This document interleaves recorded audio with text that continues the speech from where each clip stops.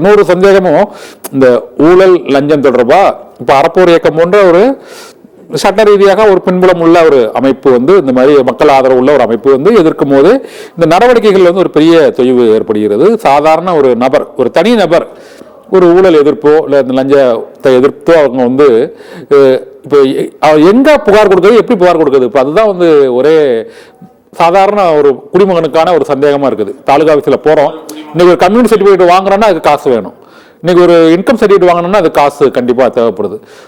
நீங்க licence renewal பண்ணணும்னா வட்டார போக்குவரத்து அலுவலகத்துக்கு போனால் லஞ்சம் அது கண்டிப்பாக தேவைப்படுது.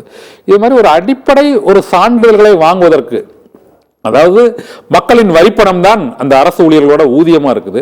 அவர்கள் ஒரு சிறிய கடமை ஆற்றுவதற்கு ஒரு கம்யூனிட்டி சர்டிபிகேட்டை நீங்க ஒரு வாரத்துக்குள்ள ஒரு தாலுகா ஆபீஸ்ல வாங்க முடியாத சூழ்நிலையில் தான் இன்னைக்கு சென்னையில இருந்து உசிலம்பட்டி வரை இருக்குது. இதே மாதிரி ஒரு வருவாய் சான்றிதழ், ஒரு இருப்பிட சான்றிதழ், இப்படி ஒரு அத்தியாவசிய ஆதாரங்களை கூட வாங்குவதற்கு பெரிய சான்றிதழாக இருக்கு. நீங்க சொல்றது மிகப்பெரிய நிறுவனங்களுக்கும் அரசு அதிகாரிகளுக்கும் இடையே நடைபெறக்கூடிய அந்த ஒப்பந்த ஊழல், அது பல கோடி ரூபாய் லாபம். இதில் சாதாரண ஒரு மக்கள் அவனோட கல்வி அல்லது அரசோட ஒரு திட்டம் அந்த பயனை பெறுவதற்கான சான்றுகளை சமர்ப்பிப்பதற்கு பல ஆயிரங்கள் லஞ்சம் கொடுக்க வேண்டிய சூழ்நிலை இருக்குது. இவர்கள் மீது எப்படி புகார் கொடுப்பது, இவர்களுக்கு தண்டனை கிடைக்கிறதா அல்லது இவர்கள் மீது நடவடிக்கை எடுக்க முடியாத, நீங்க சொன்ன மாதிரி உங்களோட அறப்போர் இயக்கத்தோட லோகோவே டிவிஎஸ்சி தூங்கிக்கிட்டு இருக்க மாதிரி அதுக்கு தட்டில் பிரமர் தான் போட்டிருக்கீங்க. டிவிஎஸ்சிங்கிறது வேற, இவங்க சாதாரண அரசு அலுவலர்கள் மீது சாதாரண சான்றுகள் வாங்கும் போதே இந்த ஊழல் லஞ்சம் கேட்கக்கூடிய அதிகாரிகளை எப்படி சான்றுகளோடு நாம் நிறுவுவது ஒரு சாதாரண பொதுஜனம்? நான் இந்த கேபி பார்க்க முடிச்சுட்டு இதுக்கு வரேன். கேபி பார்க் நீங்க கேட்ட மாதிரி நடவடிக்கை இன்று வரை இல்ல. ஐஐடி அறிக்கை எல்லாம் போட்டாங்க.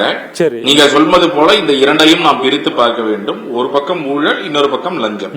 இப்ப இந்த பெரிய ஊழல்கள் அப்படிங்கிறது கேபி பார்க் போன்ற ஊழல்கள் நேரடியா யாரை பாதிக்குதுன்னா மிக ஏழ்மையில இருக்கக்கூடிய மக்களை தான் நேரடியாக பாதித்து வருகிறது. இன்னைக்கு நாங்க போனோம்னா ஒரு லிப்ட் வசதியாதனால ஒருவர் இறந்திருக்கிறார். அங்க பாத்தீங்கன்னா அந்த மக்கள் ஒவ்வொரு நாளும் தண்ணி எப்படி லீக் ஆகுது, உங்களுக்கு தொட்டா சவறு விழுது அப்படிங்கறது இன்று வரை நடந்துட்டு இருக்கு. அந்த ஐடி ரிப்போர்ட் எல்லாம் கொடுத்து லஞ்ச ஒழிப்புத்துறை அதை விசாரித்து நாங்கள் எஃப்ஐஆர் பதிவு செய்ய வேண்டும் என்று கேட்ட பிறகும் கூட இன்று வரை அரசு அதுக்கு அனுமதி கொடுக்கல.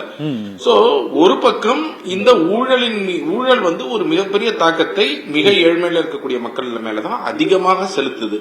அதனால ஒரு சமூக நீதி வேண்டும், மக்கள் முன்னேற வேண்டும், மக்கள் வாழ்விலே அவர்கள் வாழ்ல வளர்ச்சி வேண்டும் மிக ஏழ்மையில இருக்கிறவங்களோடதுன்னா அந்த சமூக நீதிக்கு மிக மிக முக்கியமானது ஊழல் ஒழிப்பு.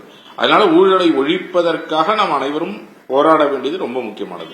இரண்டாவது, நீங்க சொல்ல லஞ்சத்துக்கு அடிப்படை வசதிக்கே நான் அவ்வளவு போராட வேண்டியதாக இருக்கிறதே அப்படிங்கிற கேள்விக்கு நீங்க இன்னைக்கு ஒரு வாரிசு சான்றிதழோ நீங்க சொல்வது போல ஒவ்வொரு விஷயத்துக்கும் நம்ம போகும் பொழுதும் லஞ்சம் கேட்கும் பொழுது நான் சாதாரண மனிதனாக நான் என்ன செய்ய முடியும் அப்படிங்கறது தான் ஒரு சாதாரண மனிதனோட கேள்வி.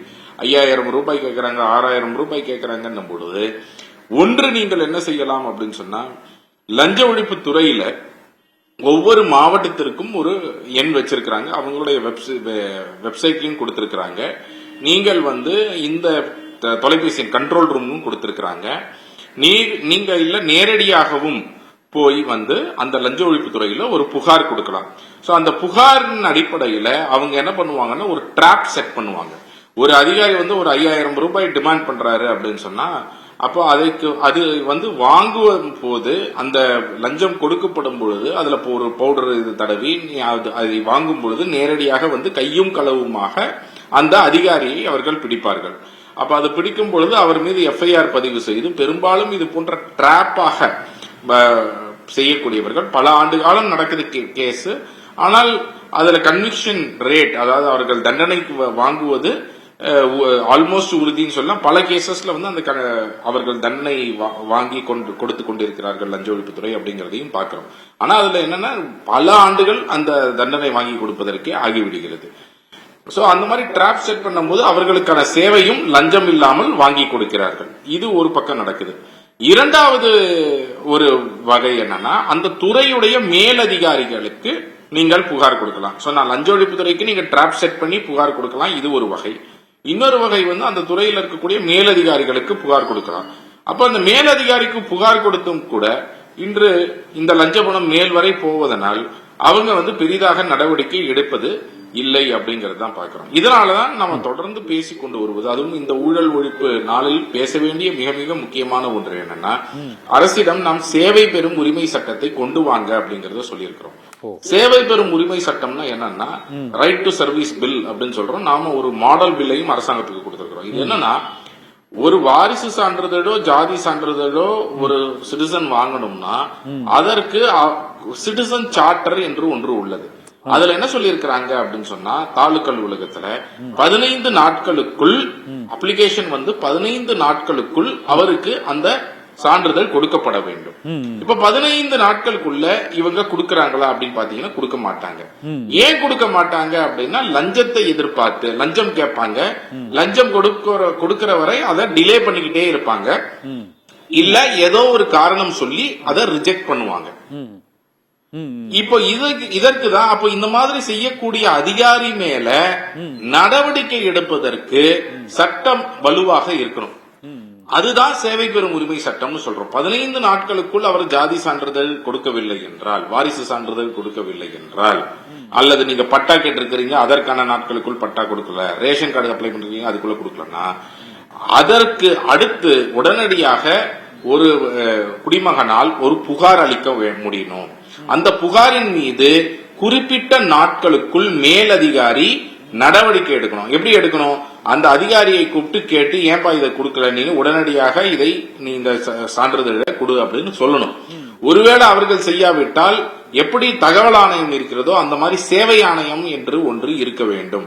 அதுல இருக்கக்கூடியவர்கள் அந்த குடிமகனையும் அழைக்கணும், அந்த அதிகாரியும் அழைத்து ஒரு ஹியரிங் நடத்தி, எப்படி கோர்ட்ல ஹியரிங் நடக்குதோ அந்த மாதிரி ஒரு ஹியரிங் நடத்தி, இப்ப இன்னைக்கு வந்து தமிழ்நாடு தகவல் ஆணையத்துக்கு அந்த பவர் இருக்கு. அதே மாதிரி சேவை ஆணையத்துக்கு அந்த அதிகாரத்தை கொடுத்து முதல்ல லஞ்சம் இல்லாமல் அவருக்கு அந்த வேலையை செய்து முடிக்க அவர்கள் ஏற்பாடு செய்ய வேண்டும்.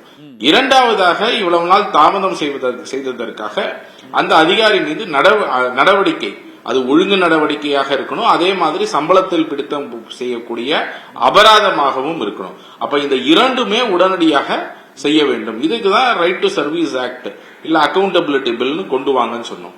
திமுக ஆட்சிக்கு வரும்பொழுது 2021 அவர்களுடைய மேனிபெஸ்டோல, திமுக மேனிபெஸ்டோல நாங்கள் சேவை பெறும் உரிமை சட்டத்தை கொண்டு வருவோம்னு சொன்னாங்க.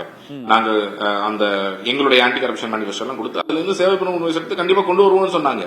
அசம்பிளியில அனௌன்ஸ் பண்ணாங்க. முதல் அசம்பிளிலேயே நாங்கள் சேவை பெறும் உரிமை சட்டத்தை கொண்டு வர போகிறோம்னு அனௌன்ஸ் பண்ணாங்க. ஆனால் 3 வருட காலம் கழித்து இன்றைய நிலை என்னவென்றால், இதுவரை அதற்கான அந்த டிராப்டிங் கூட அவர்கள் செய்யல. உள்ள விசாரிக்கும் பொழுது இதை கொண்டு வந்தால் எப்படி வந்து கீழே இருக்கக்கூடிய அதிகாரிகள் மேல இருக்கக்கூடிய அமைச்சர்களுக்கும் ஐஏஎஸ் அதிகாரிகளுக்கும் எப்படி லஞ்சத்துல ஷேர் கொடுப்பாங்க? அப்போ அந்த லஞ்சத்துல ஷேர் வராது, அவர்கள் வந்து எதிர்க்க ஆரம்பிப்பாங்க கீழே இருக்கக்கூடிய அதிகாரிகள். அதனால இத வந்து அப்படியே போடுங்க அப்படின்னு வந்து அரசுல சொல்லியிருப்பதாக எங்களுக்கு உள்ளுக்குள்ள இதுதான் அவங்க பேச்சுவார்த்தையில நடந்திருப்பதாக தெரிகிறது. அப்போ வேற மாநிலத்தில் இருக்காத மாதிரி இந்த சேவை பெறும் உரிமை சட்டம் அந்த மாதிரி இருக்கா? வேற மாநிலத்தில் எங்கேயாவது இருக்குதா? சேவை பெறும் உரிமை சட்டம் பல மாநிலங்கள்ல கொண்டு வரப்பட்டு இருக்கிறது. பஞ்சாப், டெல்லி, கர்நாடகா போன்ற இடங்கள்லாம் கொண்டு வரப்பட்டு இருக்கு. இந்த அளவுக்கு இந்த தாலுகா ஆபீஸ் லெவல்ல கொஞ்சம் ஊழல் கொஞ்சம் குறைஞ்சிருக்கா? தாலுகா ஆபீஸ் லெவல்ல அந்த லஞ்சம் குறைஞ்சிருக்கா? அந்த பஞ்சாப், கர்நாடகா அந்த இடத்துல எல்லாம் இந்த சட்டம் உள்ள இடங்கள்ல அந்த மாதிரி அவர்கள் வந்து ஒரு ஆமா, ஆனால் அதை வந்து அவர்கள் சரியாக சட்டத்தை பாஸ் பண்ணிட்டாங்க, ஆனால் அதை சரியாக நடைமுறைப்படுத்தவில்லை அப்படிங்கிற குற்றச்சாட்டுகள் இந்த மாநிலங்கள்ல எல்லாம் நிறைய இருக்கு. சோ நம்ம மாநிலத்துல இன்னும் கொண்டே வரல. சரி, அங்க கொண்டு வந்து அதை சரியாக செய்யல. ஆனால் அதன் மூலமாக கர்நாடகால உதாரணத்திற்கு சந்தோஷ் ஹெக்டே இருந்த பொழுது, லோகாயுக்தாவாக இருந்த பொழுது, அவர் அதன் கீழே பல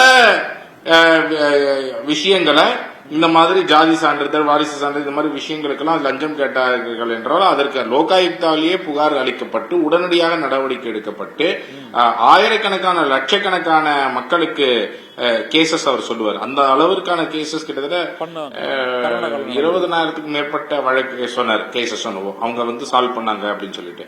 அந்த மாதிரி பல மக்கள் வந்து உடனடியாக மிகப்பெரிய அளவுல தீர்வை காண்பதற்கானது குறுகிய காலத்திலேயே அவர்கள் செய்து காட்டினார்கள். ஆனால் அதை பொலிட்டிக்கல் வில்லோட அடுத்தடுத்து எடுத்துக்கொள்ளக்கூடிய ஆட்கள் இன்று வரை, இது இந்தியா பூராகவுமே எல்லா மாநிலங்களிலும் இருக்கக்கூடிய பிரச்சனை தான். லஞ்சம் வந்து தமிழ்நாட்டுக்கு மட்டும் உட்பட்டது கிடையாது, எல்லா மாநிலங்களிலும் இந்த பிரச்சனை இருந்து வருகிறது. அதற்கு தேவை பொலிட்டிக்கல் வில். மேலே இருக்கக்கூடியவர்கள் பேரளவுக்கு, இப்ப தமிழ்நாட்டில் லோகாயுக்தா என்பது பேரளவுக்கு சட்டத்தை பாஸ் பண்ணாங்க. ஆனால் அந்த லோகாயுக்தாவால் ஒரு எஃப்ஐஆர் கூட போட முடியாது. அது ஒரு தன்னிச்சையான ஊழல் சம்பந்தம், லஞ்சம் சம்பந்தமான விசாரணை அமைப்பு. ஆனால் அவர்களால் தன்னிச்சையாக கூட செயல்பட முடியாத அளவுல தான் அந்த சட்டத்தை வச்சிருக்காங்க. அதையும் சீரமைக்கிறோம்னு இவங்க மேனிபெஸ்டோல சொன்னாங்க.